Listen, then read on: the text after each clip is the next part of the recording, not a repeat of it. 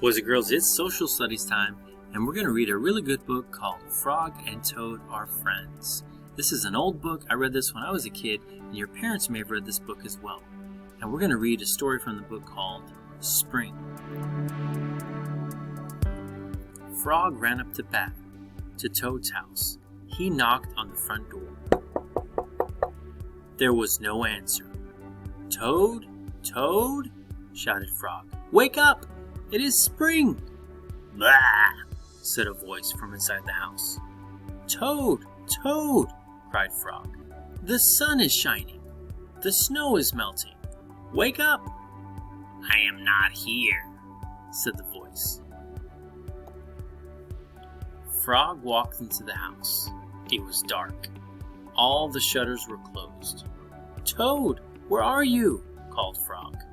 "Go away," said the voice from a corner of the room. Toad was lying in bed. He had pulled all the covers over his head. Frog pushed Toad out of bed. He pushed him out of the house and onto the front porch. Toad blinked in the bright sun. "Help!" said Toad. "I cannot see anything." "Don't be silly," said Frog. "What you see is the clear, warm light of April, and it means that we can begin a whole new year together, Toad." "Think of it," said Frog. "We will skip through the meadows and run through the woods and swim in the river. In the evenings, we will sit right here on this front porch and count the stars." "You can count them, Frog," said Toad. "I will be too tired. I am going back to bed." Toad went back into the house.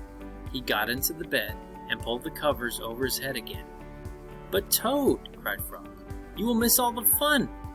"Listen, Frog," said Toad. "How long have I been asleep?" "You have been asleep since November," said Frog. "Well then," said Toad, "a little more sleep will not hurt me. Come back again and wake me up at about 1/2 May. Good night, Frog." "But Toad," said Frog, "I will be lonely until then." Toad did not answer. He had fallen asleep. Frog looked at Toad's calendar. The November page was still on top. Frog tore off the November page. He tore off the December page, and the January page, and the February page, and the March page.